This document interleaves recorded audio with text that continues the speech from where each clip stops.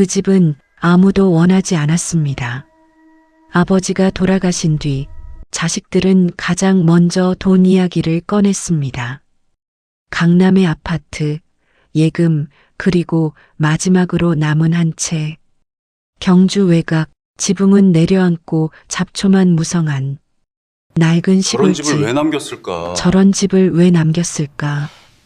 팔아도 값도 안 나올 텐데. 형제들은 그 집을 서로 떠넘겼고 결국 가장 말이 없던 막내가 그 집의 주인이 되었습니다. 그녀는 몰랐습니다. 그 집이 단순한 폐가가 아니라는 것을, 아버지가 그곳에 마지막 마음을 숨겨두었다는 것을, 그리고 그 집 벽 안에서 아무도 예상하지 못한 설계도가 발견됩니다. 그 설계도 한 장이 가족을 갈라놓았던 오해를 무너뜨리고 모두의 인생을 바꿔놓을 줄은 아직 아무도 알지 못했습니다. 이야기 시작 전에 구독, 좋아요와 함께 어디에서 보고 계신지도 댓글로 남겨주시면 언제나 행운이 함께 하실 거예요. 제 이름은 김미영입니다. 올해 36살이에요. 이 이야기는 아버지의 장례식이 끝나던 그날부터 시작됩니다. 하지만 그날이 정말 마지막 인사였을 줄은, 그 장례식이 저희 가족에게 얼마나 큰 변화를 가져올지는 그 누구도 알지 못했습니다. 아버지는 갑작스럽게 돌아가셨어요. 뜻밖의 찾아온 심근경색. 병원에 도착했을 때는 이미 늦었습니다. 저희 형제들은 슬픔보다 황망함이 앞섰습니다. 아직 할 말도 많았는데, 묻지 못한 것도 많았는데, 아버지는 그렇게 가셨습니다. 장례식은 사무적으로 치러졌습니다. 친척들의 조회, 직장 동료들의 인사, 그리고 형제들 사이에 어색한 침묵. 우리는 모두 어른이 되어 있었습니다. 큰오빠는 대구에서 무역업을 하고 있었고, 둘째 누나는 서울의 대형 병원에서 간호사로 일하고 있었고, 저는 인천의 회사에서 마케팅 직원으로 일하고 있었습니다. 언제부턴가 우리는 각자의 도시에서 각자의 삶을 살고 있었습니다. 아버지는 그런 우리를 자주 보지 못했습니다. 추석이나 설날에나 서울집에 모였고, 그나마 몇 년 전부터는 형제들의 일정이 겹치지 않아 모두가 함께하기 어려워졌습니다. 아버지는 가끔 언제 올 거야? 라고 전화를 거셨지만 우리는 늘 바빴습니다. 그런데 이제 아버지는 없습니다. 장례식이 끝나고 사흘째 되는 날, 우리는 변호사 사무실에 모였습니다. 상속 문제를 정리하기 위해서였습니다. 변호사는 차분한 목소리로 아버지의 유산을 설명했습니다. 아버지께서는 서울 강남구의 아파트 한 채, 예금 약 4억 원을 남기셨습니다. 돈 이야기가 나오자 공기가 묘하게 변했습니다. 큰오빠의 얼굴이 굳어지고 둘째 누나는 계산기를 두드리기 시작했습니다. 저는 그저 이 순간이 정말 낯선 느낌이 들었습니다. 이건 우리 가족의 모습이 아니었거든요. 하지만 동시에 이것이 우리 가족의 실체였을 수도 있다는 생각도 들었습니다. 그런데 경주에도 부동산이 하나 더 있습니다. 변호사의 말에 우리 셋 모두 고개를 들었습니다. 경주, 우리의 어릴 적 고향입니다. 아버지는 결혼 전에 그곳에서 자라셨고, 어머니와 결혼한 후에도 할머니 댁 근처에 집 한 채를 구입하셨었습니다. 하지만 우리가 모두 서울로 올라온 후로는 그 집은 거의 방치되다시피 했습니다. 제가 마지막으로 그 집을 본 것은 15년 전이었어요. 경주에 있는 집은 어떤 상태입니까? 큰오빠가 물었습니다. 변호사는 서류를 뒤적거렸습니다. 아, 네. 경주 외곡면에 위치한 단독주택입니다. 대략 30평 규모로 지어진 지는 약 40년이 넘었으며 최근 몇 년간 거의 관리가 이루어지지 않은 상태로 파악됩니다. 그 말을 듣는 순간 저는 그 집의 모습이 떠올랐습니다. 낡은 기와 지붕, 페인트가 벗겨진 벽, 마당 가득 자라난 잡초들. 할머니가 돌아가신 후로 아버지는 가끔 혼자 가셨다고 했는데 여러 번 수리해야 한다고 중얼거리셨던 기억이 납니다. 그렇다면 팔아서 돈을 나누는 게 맞겠네요. 둘째 누나가 말했습니다. 그녀의 목소리에는 확신이 가득했습니다. 경주 같은 시골에 있는 집이야 누가 사겠어요. 게다가 저렇게 낡은 집을 그 값에 팔 수 있을까요? 큰오빠가 덧붙였습니다. 그의 표정에는 일종의 짜증이 묻어났습니다. 변호사는 중립적인 목소리로 계속했습니다. 법적으로는 모든 상속 재산을 공평하게 분배하는 방식도 있고 특정 재산을 한 명이 상속받고 나머지를 금전으로 보정하는 방식도 있습니다. 그러나 그 건물의 경우 재산 가치 평가가 어려울 수 있으니 판매를 추천합니다. 저는 그 말을 들으면서도 계속 그 집을 생각하고 있었습니다. 아버지가 왜 그 집을 유지하셨을까요? 왜 팔지 않으셨을까요? 저희가 절대 돌아가지 않을 곳이라는 것을 아시면서도요. 회의가 끝나고 우리는 강남역 카페에서 만났습니다. 형식적인 인사 이후 큰오빠가 먼저 입을 열었습니다. 그 낡은 집을 어떻게 할 거야? 팔려고 해도 사람이 안 나올 것 같은데. 둘째 누나가 대답했습니다. 그냥 중개소 찾아가서 팔아버려. 그게 제일 간단하지 않을까? 그들의 말이 맞았습니다. 현실적이었고 합리적이었습니다. 그런데 왜 자꾸만 마음에 걸렸을까요? 왜 자꾸만 아버지의 얼굴이 떠올랐을까요? 너는 어때, 미영?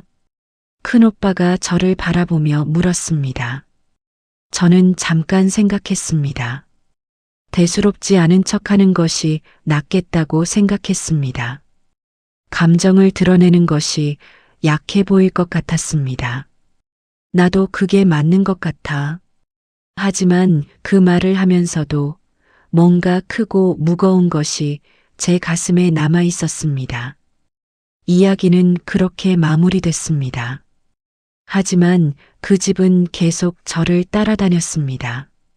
밤에 잠이 오지 않을 때도, 회사에서 일을 하다가도, 식사를 하다가도 그 낡은 집의 모습이 자꾸만 떠올랐습니다.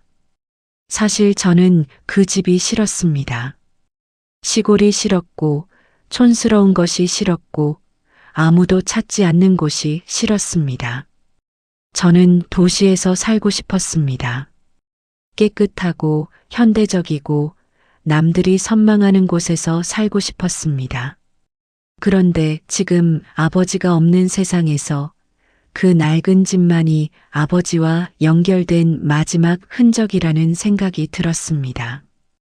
아버지의 재혼 소식을 들었을 때 저는 솔직히 흔들렸습니다. 그것은 약 7년 전의 일입니다. 어머니가 돌아가신 지 6년 정도가 지났을 때였어요. 아버지는 조용히 우리 형제들을 서울 집에 모으셨습니다. 불러놓고서도 한참을 말씀하지 않으셨습니다. 아버지는 항상 그러셨어요. 중요한 말씀을 할 때면 먼저 침묵 속에서 우리를 관찰하셨습니다. 나 다시 결혼하려고 한다. 그 말씀이 나왔을 때 공기가 순간 멎었습니다.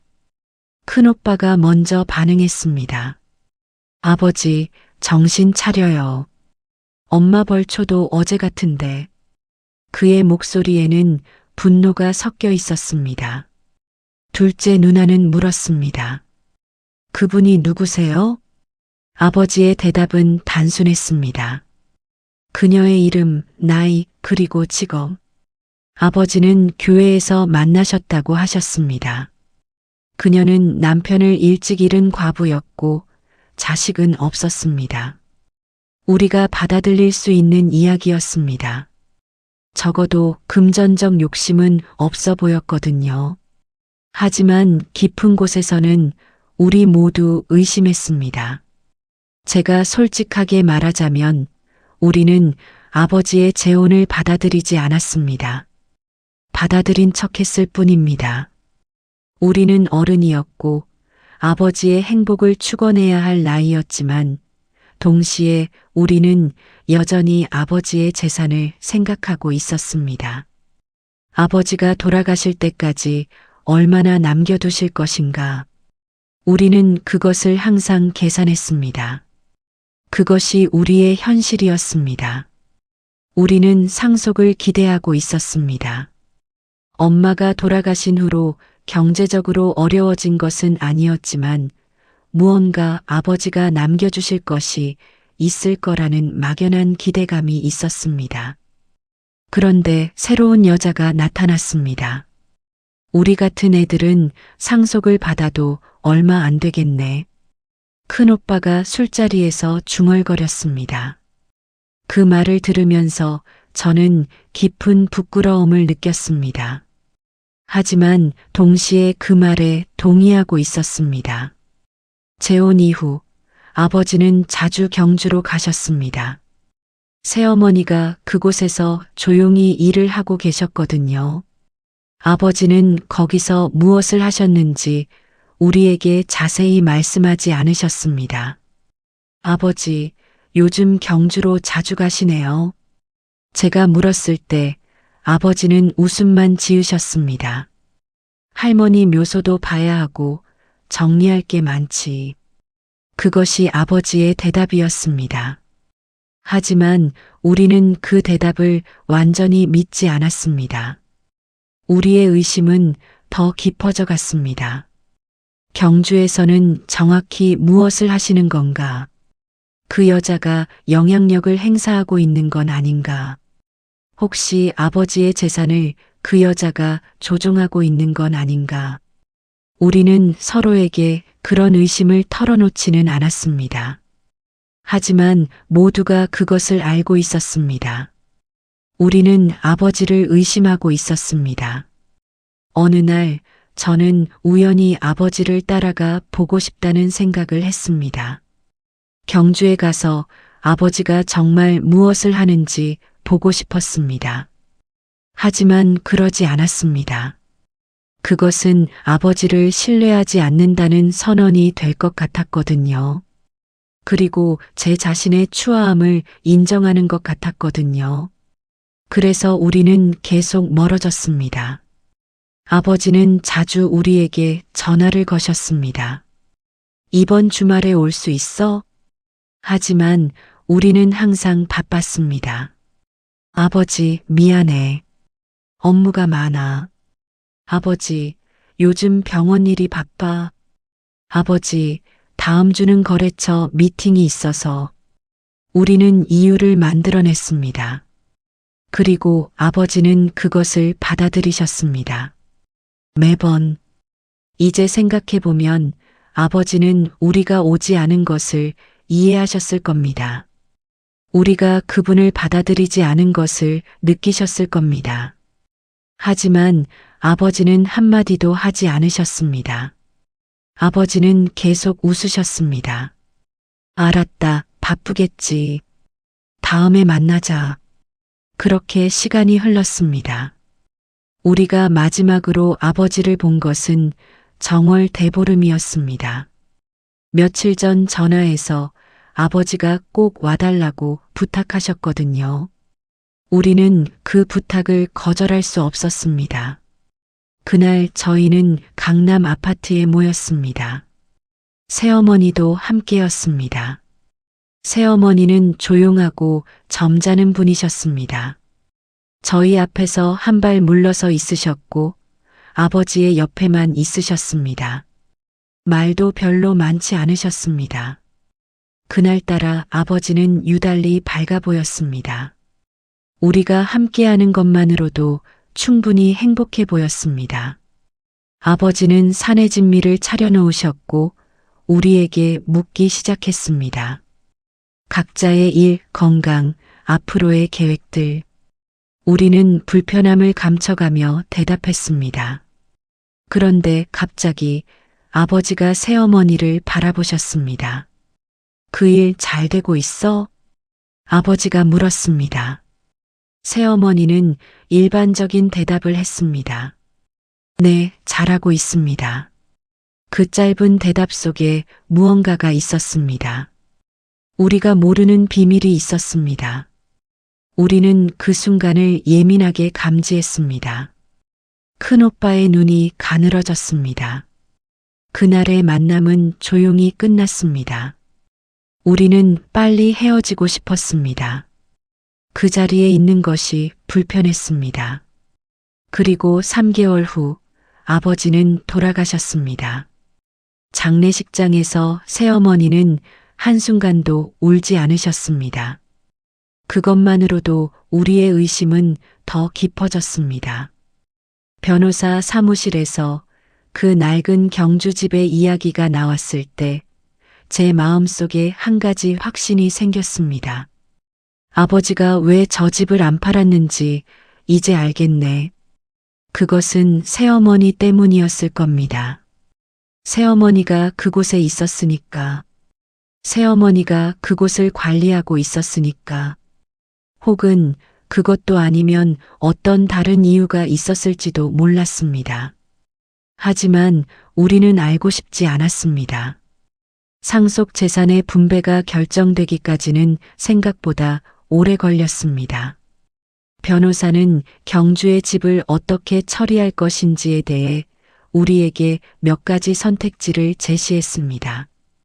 판매하거나 한 명이 소유권을 가지고 나머지에게 금전을 지급하거나 혹은 공유 명의로 등록하거나. 하지만 우리 중 누구도 그 집을 원하지 않았습니다.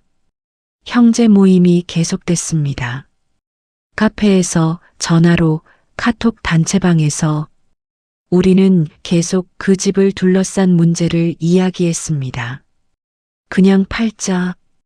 관리도 못할 거 뭐하러 가져. 큰오빠는 여전히 판매를 주장했습니다. 근데 얼마나 팔릴까? 중개소 가봤어? 그런 집은 사람도 거의 안 나온대. 둘째 누나의 목소리에는 답답함이 가득했습니다. 우리는 실제로 몇 군데 부동산에 연락을 해봤습니다. 중개사무소는 우리의 기대를 저버리지 않았습니다. 낮은 기대감. 보험 가격으로 견적을 드리자면 아마 3천만 원에서 4천만 원 정도 될 것 같습니다. 하지만 실제로 그 가격에 팔릴지는 장담할 수 없습니다. 그렇게 시간만 흘렀습니다. 그리고 어느 날 큰오빠가 제안했습니다. 미영이가 가져. 대신 다른 것들은 포기해. 그 말이 나왔을 때 저는 순간 귀를 의심했습니다. 뭐라고? 너는 아직 결혼도 안 했고 앞으로 필요할 수도 있잖아. 그 집을 가지고 있어. 대신 강남 아파트 분배에서는 빠져. 큰오빠의 제안은 합리적으로 들렸습니다. 하지만 저는 그 집을 원하지 않았습니다. 오빠, 나 시골집 싫어. 그럼 팔어. 뭐 하나는 가져야 상속받는 거지. 둘째 누나도 동의했습니다. 맞아. 미영이가 가져. 그리고 나중에 팔던 임차를 하던 알아서 해. 그렇게 결정됐습니다. 저도 이의를 제기하지 않았습니다. 왜일까요? 아마도 저는 형제들의 제안에 우리 모두의 마음을 읽고 있었을 겁니다. 누군가는 그 집을 가져야 했습니다. 그리고 그 누군가는 저였던 것입니다. 가장 말수가 적고 가장 조용한 저. 가장 순순히 받아들일 것 같은 저. 우리 형제들은 이미 자신들의 삶에 만족하고 있었습니다. 큰오빠는 대구에서 사업을 하고 있었고, 둘째 누나는 병원에서 자리를 잡고 있었습니다. 그들은 경주의 낡은 집 때문에 자신들의 삶이 방해받기를 원하지 않았습니다. 그리고 저는 어땠을까요? 저는 상승 욕망이 있었습니다. 더 좋은 회사로 옮기고 싶었고, 더 좋은 집에 살고 싶었고, 더 좋은 남자를 만나고 싶었습니다. 경주의 낡은 집은 그 모든 것의 방해물이었습니다. 그래서 저는 고개를 끄덕였습니다. 저항하지 않았습니다. 말없이 상황을 받아들였습니다. 알겠어. 내가 가질게. 그때 제 목소리가 어떠했는지 기억하지 않습니다. 담담했을까요? 슬펐을까요? 아니면 무심했을까요? 변호사 사무실에서 서류에 서명했을 때 저는 공식적으로 경주의 집의 소유자가 됐습니다. 다른 형제들은 강남 아파트와 현금을 받았습니다. 그날 밤 저는 혼자 있으면서 생각해 봤습니다. 내가 정말 그 집을 가져야 하나? 하지만 이미 늦었습니다. 결정은 난 것입니다. 저는 한 달을 기다렸습니다. 상속수속이 모두 끝나고 저는 마침내 경주로 가기로 결심했습니다. 하지만 그 결심이 섰을 때까지 정말 오래 걸렸습니다.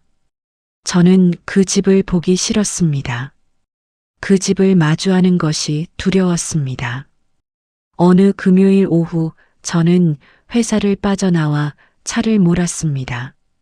인천에서 경주까지는 약 4시간 반의 거리입니다.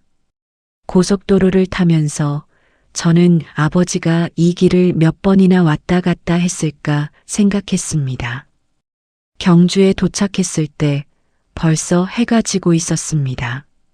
황혼의 언덕길을 따라 올라가면서 저는 마음이 점점 무거워지는 것을 느꼈습니다. 그리고 마침내 그 집이 보였습니다. 어릴 때와는 분명히 다르게 낡아 있었습니다. 지붕의 기와는 여러 군데가 내려앉아 있었고 벽은 옛 페인트가 벗겨져 회색 콘크리트가 드러나 있었습니다. 마당은 잡초로 가득했고 담장은 무너져가고 있었습니다. 이건 집이라고 부르기도 민망했습니다. 저는 차에서 내렸습니다. 발을 딛는 순간 수십 년이 과거로 솟풀려가는 듯한 느낌이 들었습니다. 어릴 때 저희는 여름방학이면 이 집으로 왔었습니다. 할머니가 사시는 집이었거든요. 아버지와 우리 형제들이 함께 왔던 그 시간들. 마당에서 수박을 깎아 먹던 저녁, 할머니가 해주던 밥, 아버지가 등을 토닥여주던 그 느낌. 모든 것이 너무 멀어버렸습니다. 집의 문을 열었습니다. 열쇠는 중개사무소에서 받았었습니다. 삐그덕 하는 소리를 내며 문이 열렸습니다. 순간 먼지의 냄새가 물씬 풍겨왔습니다. 오랫동안 사람이 살지 않은 집의 냄새, 곰팡이 냄새, 낡은 목재의 냄새, 시간의 흔적. 저는 숨을 고르고 안으로 들어갔습니다. 현관은 어둠으로 가득했습니다. 전기가 나가 있었나 봅니다. 저는 휴대폰의 손전등을 켰습니다. 불빛이 벽을 핫자 낡은 집의 모습이 적나라하게 드러났습니다. 그런데 이상한 것이 있었습니다. 집이 생각보다 정리되어 있었습니다. 쓰레기나 물품이 뒹구는 것이 아니었고 방들도 나름대로 정리돼 있었습니다. 물론 먼지는 가득했고 곰팡이 냄새도 났지만 누군가 주기적으로 정소를 해온 흔적이 보였습니다. 저는 천천히 집을 돌아다녔습니다. 마루를 따라 걸어가면서 할머니의 모습이 떠올랐습니다. 할머니는 이 집에서 아버지를 낳고 키웠습니다. 아버지는 이 집에서 자라나 학교에 다니고 어머니를 만나고 우리를 낳았습니다. 그것은 우리 가족의 역사가 담긴 곳이었습니다. 저는 부엌으로 들어갔습니다. 오래된 가스레인지, 녹슨 싱크대, 문이 헐거워진 찬장들. 할머니가 여기서 밥을 지었을 겁니다. 아버지가 여기서 밥을 먹었을 겁니다. 그 순간 갑자기 눈물이 나왔습니다. 저는 부엌 바닥에 쪼그려 앉았습니다. 그리고 한참을 울었습니다. 아버지, 아버지가 이 낡은 집을 왜 지키고 계셨을까요? 왜 팔지 않으셨을까요? 우리에게 이 짐을 주셨을까요? 울음이 그쳤을 때 저는 다시 일어났습니다. 얼굴을 씻고 다른 방들을 계속 살펴봤습니다. 작은 방, 더 작은 방, 대청마루. 모든 것이 조용했고 모든 것이 슬펐습니다. 그리고 난 다음 저는 벽장을 열었습니다. 오래된 나무 문이 삐걱거리며 열렸습니다. 안에는 얇은 인형이 몇 개 놓여 있었고 낡은 담요 그리고 옷 상자들이 쌓여 있었습니다. 그 모든 것이 정리돼 있었습니다. 그 순간 제 손이 벽의 한 구석에 닿았습니다. 그곳은 다른 벽과는 다르게 보였습니다. 나무판으로 덮여 있었고 그 나무판에는 약간의 색이 칠해져 있었습니다. 호기심이 생겼습니다. 저는 그 나무판에 손을 걸고 끌어당겼습니다. 쉽게 움직였습니다. 누군가 자주 열고 닫는 것처럼. 그 안에는 상자가 있었습니다. 평범한 종이 상자였습니다. 그 상자를 꺼내 열었을 때 저는 숨을 깊게 쉬었습니다. 그 안에는 설계도가 들어 있었습니다. 낡은 종이에 손으로 그려진 설계도. 펼쳐보니 그것은 바로 이 집의 도면이었습니다. 하지만 그것만이 아니었습니다. 함께 들어있던 것은 노트였습니다. 봉투를 재본한 수제 노트 여러 권. 그 표지에는 아버지의 필체로 쓰인 글씨가 있었습니다. 경주집 개축 계획. 제 손이 떨렸습니다. 설계도를 자세히 살펴보니 단순한 도면이 아니었습니다. 각 방의 수리 방법, 지붕의 보강 방법, 기초의 보수 방법, 그리고 비용 계산까지 세세하게 적혀 있었습니다. 그리고 노트를 폈을 때 제 눈시울이 붉어졌습니다. 아버지의 필체로 쓰인 글들이 가득했습니다. 날짜별로, 계획별로, 그리고 때로는 아버지의 생각들이 담겨 있었습니다. 그 노트를 읽으면서 저는 아버지를 처음 만나는 기분이 들었습니다. 노트의 첫 페이지는 이렇게 시작했습니다. 경주 집을 고쳐야 한다. 처음부터 시작하자. 이 집은 어머니의 집이자 내 어린 시절의 집이다. 그리고 언젠가 내 아이들이 돌아올 곳이 되어야 한다. 아버지의 필체로 쓰인 그 말들이 제 가슴을 철렁하게 했습니다. 그 다음 페이지는 더 구체적이었습니다. 지붕부터 손을 봐야 한다. 기와가 몇 군데 내려앉아 있고 방수 처리가 제대로 되어 있지 않다. 대략 500만 원에서 700만 원이 소요될 것 같다. 아버지는 이 모든 것을 이미 계산하고 있었습니다. 마치 수학 문제를 푸는 것처럼 체계적으로.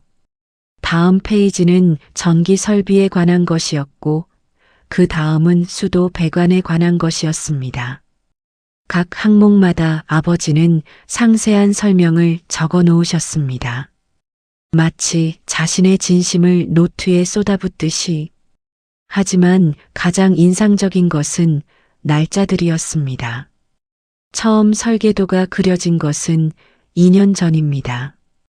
그때 아버지는 아직 건강하셨을 겁니다. 그 이후 아버지는 계속 이 노트를 업데이트 하셨습니다. 각 항목마다 진행 상황을 적어 넣으셨고 새로운 아이디어를 더하셨습니다. 이번엔 큰 방의 문짝을 고쳐야겠다. 목재가 많이 상해 있다. 벽에 곰팡이가 핀 곳이 있다. 환기 시스템을 개선해야 할 것 같다. 마당의 담장도 위험하다. 안전상 문제가 될 수 있으니 수리해야 한다. 모든 것이 계획되어 있었습니다. 마치 아버지가 이 집을 지속적으로 생각하고 있었던 것처럼 계속해서 이 집을 개선하려는 꿈을 꾸고 있었던 것처럼. 그런데 더 뒤쪽의 노트에서 제 눈을 사로잡는 문구를 발견했습니다. 왜 이 집을 고쳐야 하는가?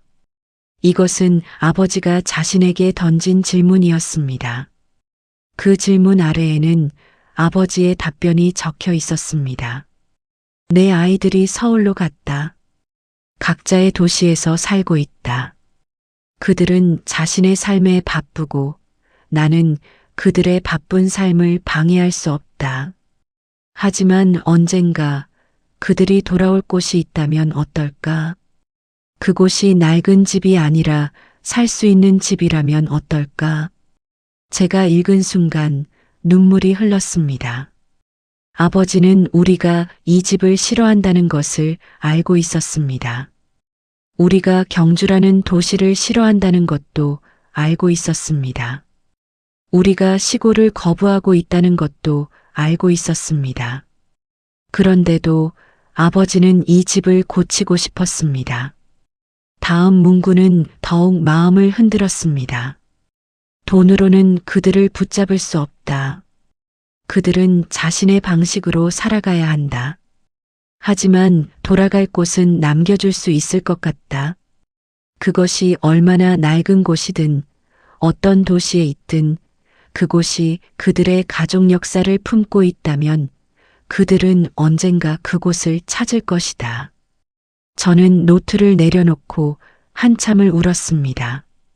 아버지가 우리를 얼마나 사랑하고 있었는지, 우리가 얼마나 외면하고 있었는지 모든 것이 한순간에 깨달아졌습니다. 설계도를 다시 살펴보니 아버지는 정말 세심하게 모든 것을 계획하고 있었습니다. 각 방의 크기, 각 항목의 비용, 공사 순서, 모든 것이 명확하게 적혀 있었습니다. 언제 시작할 수 있을까? 이 질문도 노트에 있었습니다. 지금 당장은 어렵다. 일단 도면을 그리고 각 항목의 비용을 계산해야 한다. 그리고 건설사를 찾아야 한다. 아마 한두 해는 걸릴 것 같다. 하지만 그건 괜찮다. 중요한 건 시작하는 것이다. 아버지는 시간이 있다고 생각하셨을 겁니다. 앞으로 많은 시간이 있을 거라고 생각하셨을 겁니다. 하지만 시간은 충분하지 않았습니다. 노트의 마지막 페이지는 약 6개월 전에 작성되었습니다. 아버지가 돌아가시기 전입니다. 그곳에는 새로운 계획이 있었습니다. 이제 본격적으로 시작하자. 봄이 오면 건설사와 만나기로 했다. 한두 해 안에 이 집을 살 수 있는 곳으로 만들 것이다. 그것이 내가 아이들에게 남겨주고 싶은 마지막 선물이다. 그것이 마지막 글귀였습니다. 아버지는 그 다음을 쓸 기회가 없었습니다. 봄이 오기 전에 아버지는 떠나셨습니다.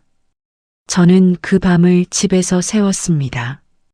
설계도와 노트를 들었다 놨다를 반복했습니다. 아버지의 필체를 따라갔습니다. 아버지의 생각을 읽었습니다. 그리고 깨달았습니다. 아버지는 이 낡은 집을 통해서 우리 가족의 미래를 상상했습니다. 아버지는 돈이나 상속으로는 우리를 묶을 수 없다는 것을 알고 있었습니다. 그래서 아버지는 한 발 물러섰습니다. 그리고 대신에 돌아올 곳을 만들고 싶었습니다. 이것은 우리 형제들이 생각했던 것과는 완전히 달랐습니다. 우리는 새어머니를 의심했습니다. 우리는 아버지의 재산을 계산했습니다.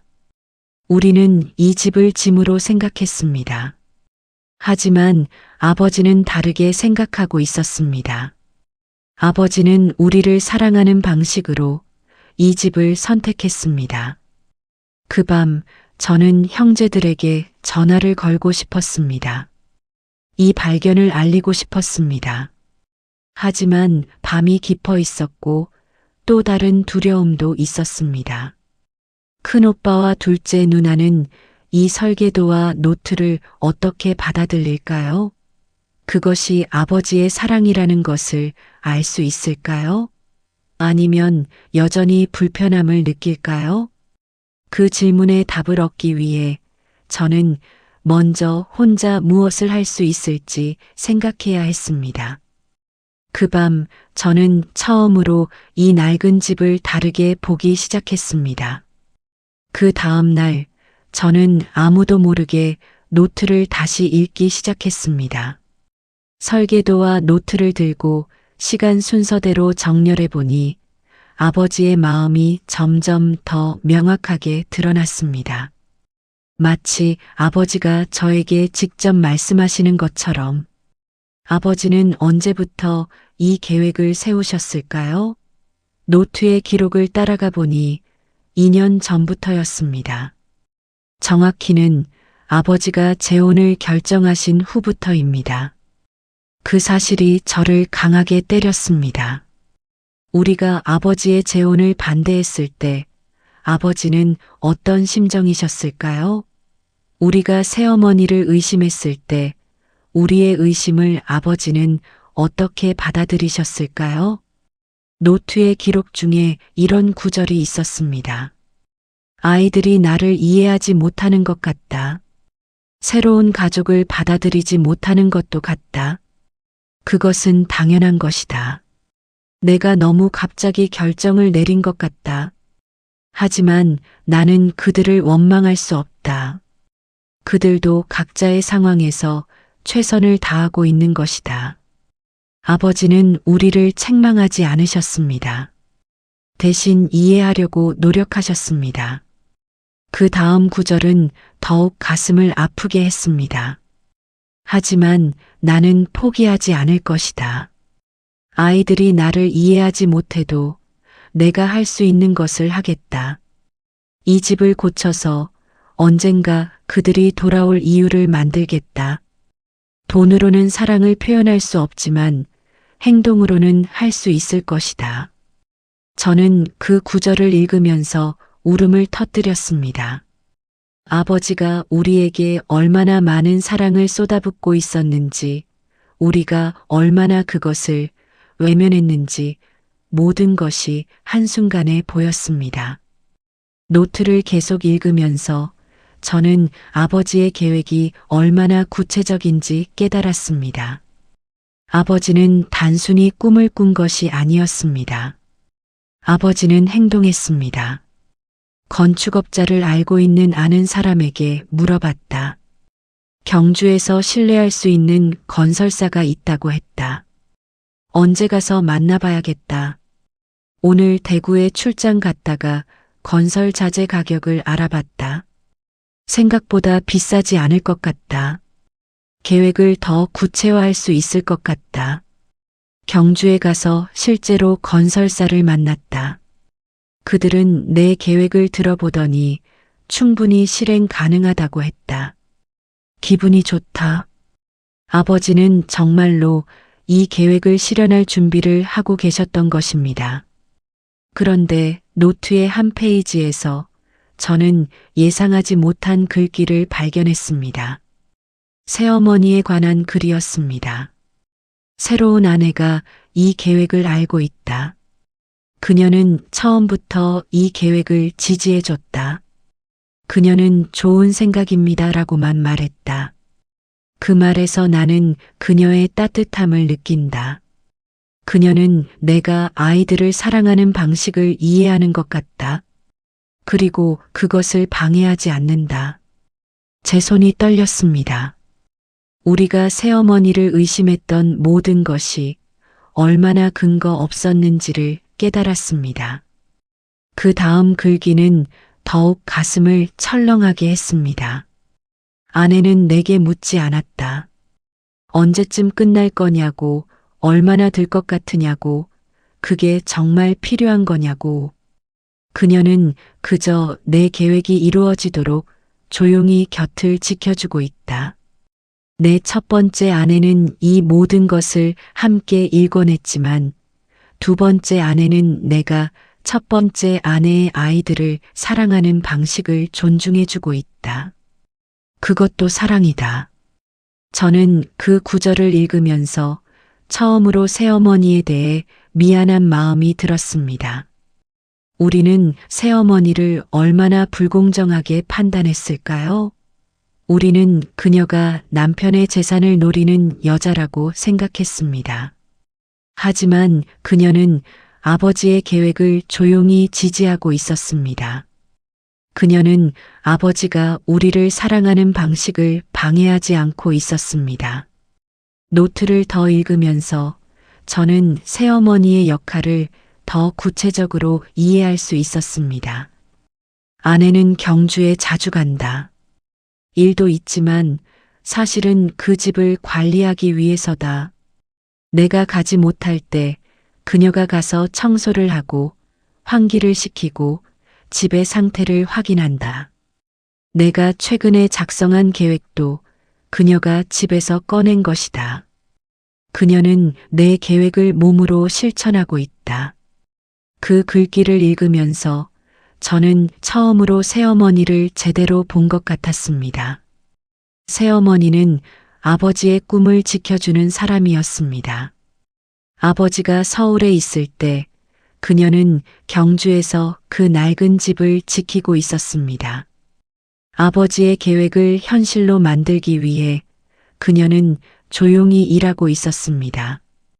우리는 모두 잘못 이해했습니다. 노트의 마지막 부분은 특히 가슴에 깊게 박혔습니다. 아버지가 돌아가시기 약 2달 전에 작성된 글이었습니다. 내 건강이 예전 같지 않다. 병원에서 여러 번 검사를 받았지만 명확한 진단은 받지 못했다. 하지만 뭔가 내 몸이 변하고 있다는 것을 느낀다. 혹시 내가 이 계획을 끝내지 못할 수도 있다는 생각이 든다. 아버지는 자신의 죽음을 예감하고 있었습니다. 하지만 그래도 괜찮다. 내가 남긴 설계도와 계획이 있다면 아이들은 나의 마음을 이해할 수 있을 것이다. 내가 얼마나 그들을 사랑하는지, 내가 그들을 위해 무엇을 원했는지를 알 수 있을 것이다. 그 구절에서 저는 아버지의 진심을 완전히 깨달았습니다.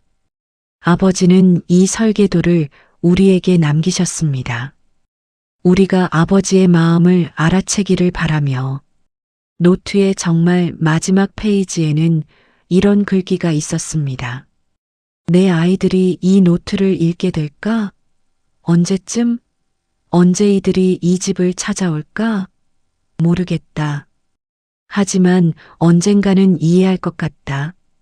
그리고 그때 나는 이 집 안에서 조용히 그들을 지켜보고 있을 것이다.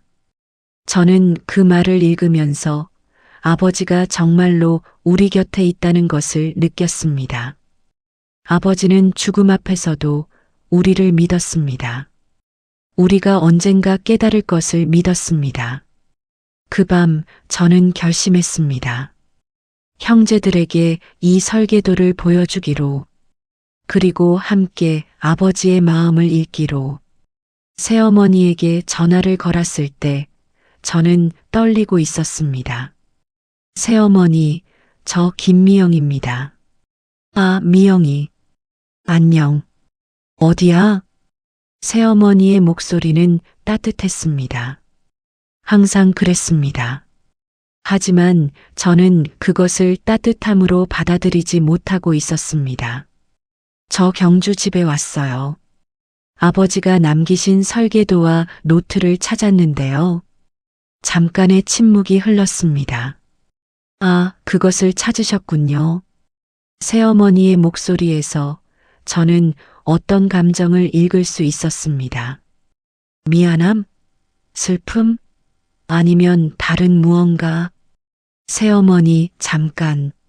저한테 설명해 주실 수 있을까요? 아버지가 왜 이 집을 이렇게까지... 제 목소리가 떨렸습니다. 아, 미영이. 그건 좀 만나서 이야기하자. 지금 전화로는 힘들 것 같아. 그 말을 듣는 순간 저는 새어머니를 만나야 한다고 깨달았습니다. 아버지의 진정한 마음을 알기 위해서는 사흘 후 저는 서울에서 경주로 가는 기차를 탔습니다. 새어머니는 경주역에서 저를 기다리고 있었습니다. 어머니는 여전히 조용해 보였습니다. 검은 옷을 입고 계셨고 얼굴은 옅은 슬픔으로 가득했습니다. 미영아, 새어머니가 제 이름을 부르셨습니다. 아, 새어머니. 저는 어떻게 인사해야 할지 몰랐습니다. 새어머니는 제 손을 잡으셨습니다. 고생이 많네. 혼자서 집도 보고 일도 정리하고. 새어머니, 저 좀 물어봐도 돼요? 새어머니는 가만히 고개를 끄덕였습니다. 왜 저희한테 말씀을 안 하셨어요? 아버지가 이런 계획을 세우고 계신다고? 왜 아무도 모르게? 내 목소리가 떨렸습니다. 새어머니는 잠깐을 생각했습니다. 그리고 천천히 말씀하셨습니다. 너희 아버지가 내게 부탁했어. 절대로 너희들한테 말하지 말라고. 이건 아버지가 자신의 마음으로 하는 일이고 혹시 너희가 의무감을 느낄까봐, 무거운 마음으로 받아들일까봐.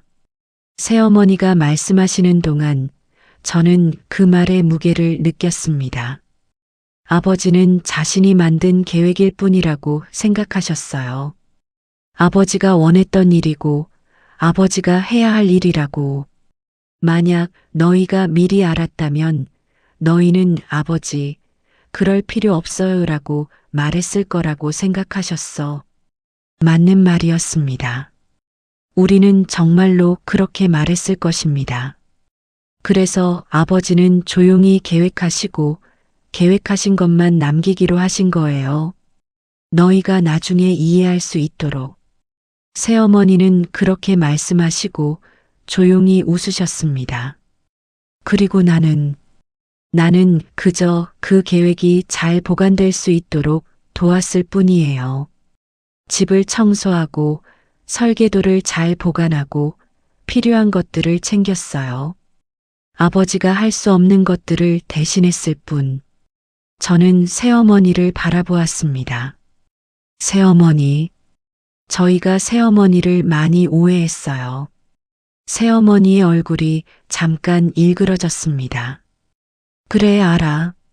처음부터 너희가 날 좋아하지 않았다는 것, 상속을 걱정했다는 것, 내가 아버지의 재산을 노리는 여자라고 생각했다는 것.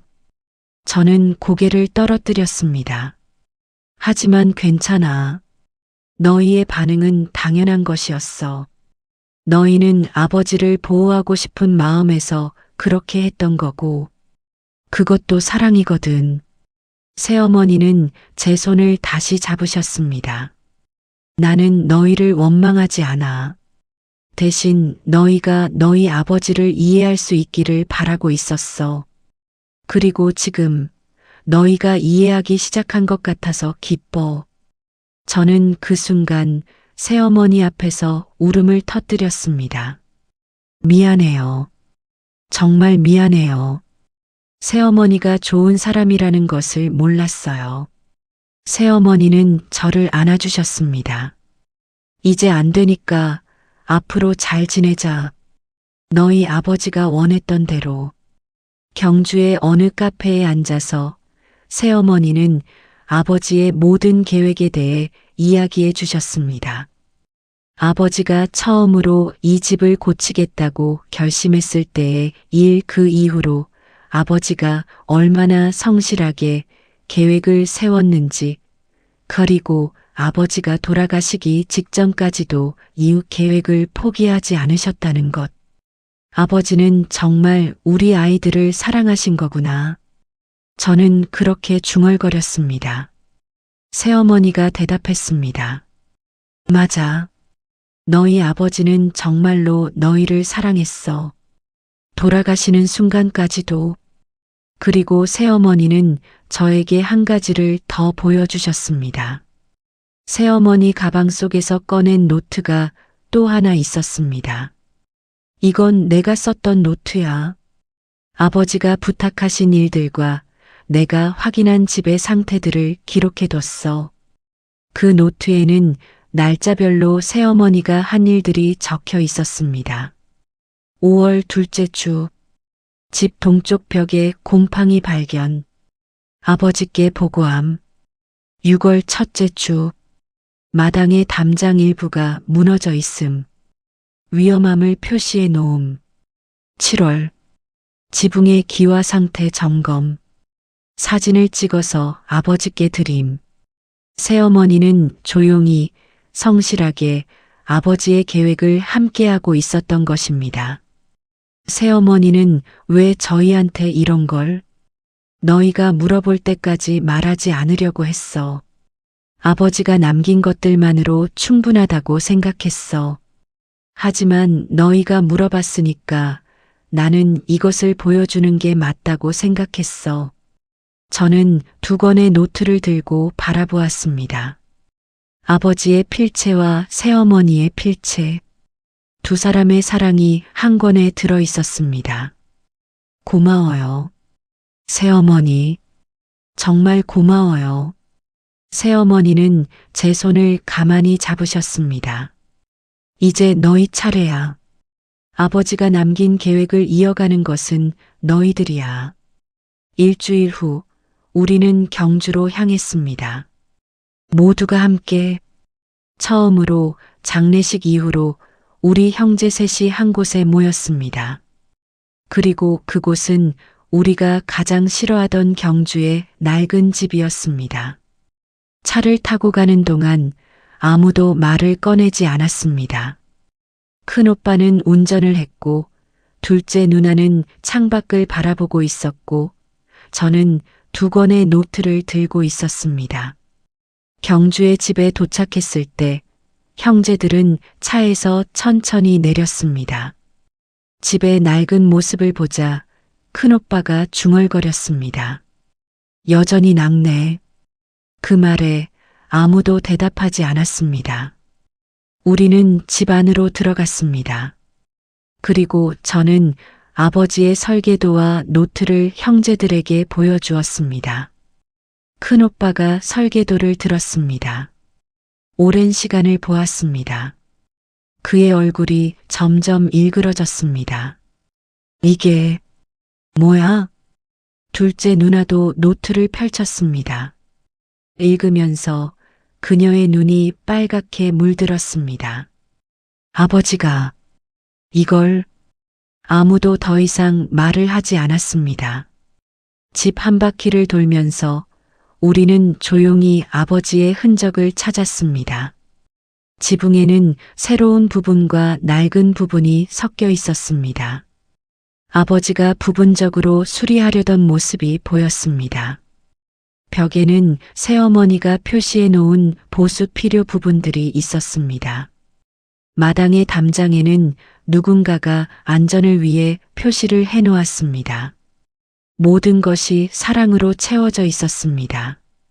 큰오빠가 큰 방의 바닥에 앉았습니다. 나는 아버지를 너무 오해했다. 그의 목소리가 떨리고 있었습니다. 아버지는 우리를 붙잡으려고 하신 게 아니라 돌아올 곳을 만들어주려고 하셨던 거야. 둘째 누나도 노트를 내려놓으면서 말했습니다. 저는 새어머니를 너무 의심했어요. 그분이 아버지를 도와주셨는데 그녀도 울음을 터뜨렸습니다. 우리는 그 집에서 오랫동안 침묵했습니다. 말할 수 없는 후회, 알아채지 못한 사랑, 너무 늦게 깨달은 진실들이 우리를 감싸고 있었습니다. 그리고 천천히 우리는 이야기하기 시작했습니다. 아버지에 대한 이야기. 아버지가 내일에 대해 물어본 적 기억나? 큰오빠가 말했습니다. 내가 대구에서 사업을 하는데 아버지는 항상 괜찮냐? 힘들지 않냐? 고 물어보셨어. 난 항상 바쁘다고 대충 대답했는데 그의 목소리가 떨렸습니다. 아버지는 그저 내 말을 듣고 싶으셨던 거 아니야. 둘째 누나도 입을 열었습니다. 아버지가 우리를 모두 한 곳에 모으려고 자주 시도했어. 명절이나 휴일에.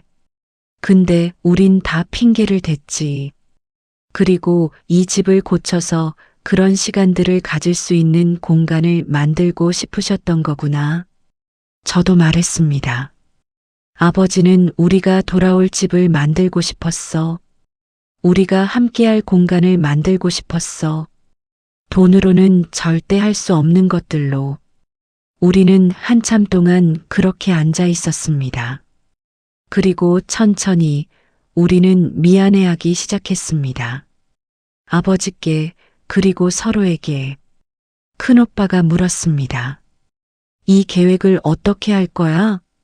저는 설계도를 들었습니다. 아버지가 남기신 대로 해야겠지. 이 집을 고쳐야겠지. 둘째 누나도 고개를 끄덕였습니다. 응. 우리가 아버지를 위해 할 수 있는 마지막 일이잖아. 그 순간 우리는 처음으로 진정한 의미의 형제가 된 것 같았습니다. 아버지의 죽음을 통해서 우리는 아버지의 사랑을 깨달았고 우리 형제를 다시 바라보게 됐습니다. 미영아, 미안해. 이 짐을 너한테만 줬어. 큰오빠가 말했습니다. 아니야. 오빠들도 미안해. 나도 처음엔 싫었으니까. 아버지를 오해했으니까. 우리는 그 집에서 밤을 새웠습니다. 설계도를 보면서 아버지의 계획에 대해 이야기했습니다. 어느 부분부터 고쳐야 할지, 어떤 방식으로 진행해야 할지, 아버지가 원했던 것이 무엇인지. 그리고 우리는 결정했습니다. 우리가 이 집을 함께 고쳐내기로. 아버지의 설계도대로. 그로부터 6개월 후, 시골집은 여전히 완전히 새 것은 아니었습니다. 그럴 필요도 없었습니다. 아버지의 설계도는 현대식 럭셔리 주택을 목표로 하지 않았습니다. 그것은 가족이 머물 수 있는 집을 목표로 했습니다. 큰오빠가 처음으로 지붕 공사를 진행했습니다. 대구에서 회사 일을 조정해 가면서 일주일에 한 번씩 경주로 내려왔습니다. 건설사와 만나고 아버지의 계획대로 공사가 진행되는지 확인했습니다. 둘째 누나는 부엌과 욕실을 정비했습니다. 병원 일 때문에 자주 내려올 수는 없었지만 퇴근 후에 시간을 내서 새어머니와 함께 손을 봤습니다. 저는 집의 전체 공정을 관리했습니다. 설계도를 들고 다니면서 각 부분이 아버지의 뜻대로 진행되는지 확인했습니다. 새어머니는 조용히 우리를 돕고 있었습니다. 공사가 진행되면서 우리는 자주 경주로 모였습니다. 처음에는 공사를 위해서였지만 나중에는 그것을 핑계로 만났습니다.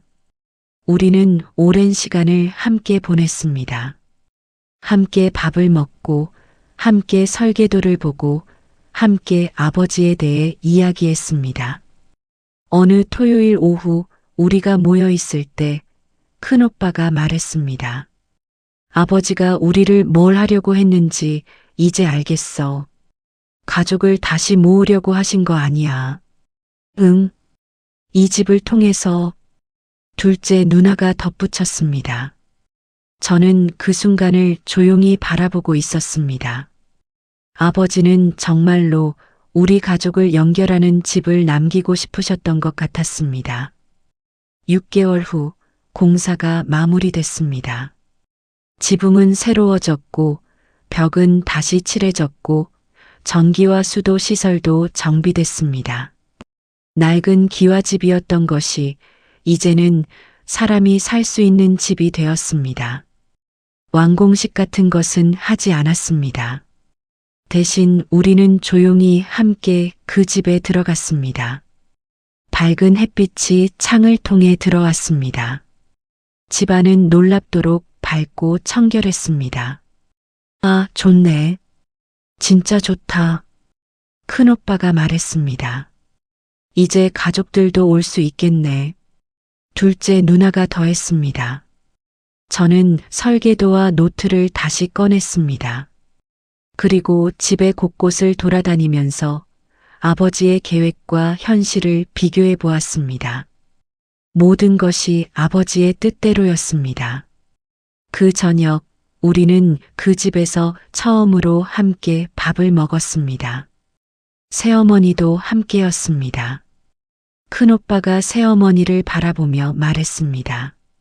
새어머니, 정말 고마워요. 아버지를 도와주셔서. 새어머니는 조용히 웃으셨습니다. 나도 고마워. 너희들이 아버지의 마음을 이해해줘서. 우리는 그 밤을 함께 보냈습니다. 이야기를 나누고 웃고 때론 울기도 했습니다. 그것이 아버지가 원했던 것 같았습니다. 이제 우리 가족은 계절이 바뀔 때마다 이 집에 모입니다. 봄에는 마당에 새로운 화초를 심습니다. 여름에는 대청마루에서 밤이 새도록 이야기합니다. 가을에는 집 주변을 정돈하고 겨울에는 함께 화롯불 앞에 앉습니다. 아버지가 돌아가신 지 이제 2년이 지났습니다.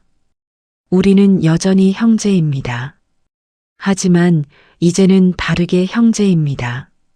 우리는 아버지를 이해합니다. 우리는 서로를 더 존중합니다. 그리고 이 집이 우리를 연결해주고 있습니다. 언제나 생각해 봅니다. 만약 저희가 아버지를 더 빨리 이해했다면, 만약 설계도를 더 빨리 발견했다면, 하지만 이제 알았습니다. 늦음도 있고 미안함도 있습니다. 하지만 그것들을 받아들일 때 비로소 우리는 앞으로 나아갈 수 있다는 것을 말입니다. 아버지는 떠났습니다. 하지만 아버지가 남긴 것은 건물이 아닙니다. 그것은 돌아올 이유였습니다. 가족이 다시 만날 이유였습니다. 사랑이 전달되는 방법은 많습니다. 말로도, 돈으로도, 시간으로도 전해집니다. 하지만 가장 오래 남는 사랑은 아버지가 보여주신 것처럼 공간에 담긴 마음인 것 같습니다. 이제 그 집은 어떤 특별한 집이 되었습니다. 우리 가족의 역사를 담은 집. 할머니도 살았고, 아버지도 자라났고, 우리도 여름방학을 보냈던 그 집.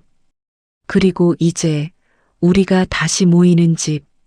아버지는 떠났지만 가족이 다시 만날 길은 남겨두었습니다. 그 길을 걸으면서 우리는 매번 아버지를 생각합니다. 그리고 고맙다고 말합니다. 아버지, 우리를 놓지 않으셔서 고맙습니다. 아버지, 우리가 돌아올 집을 남겨주셔서 고맙습니다. 아버지, 마지막 설계도로 우리를 다시 모아주셔서 고맙습니다.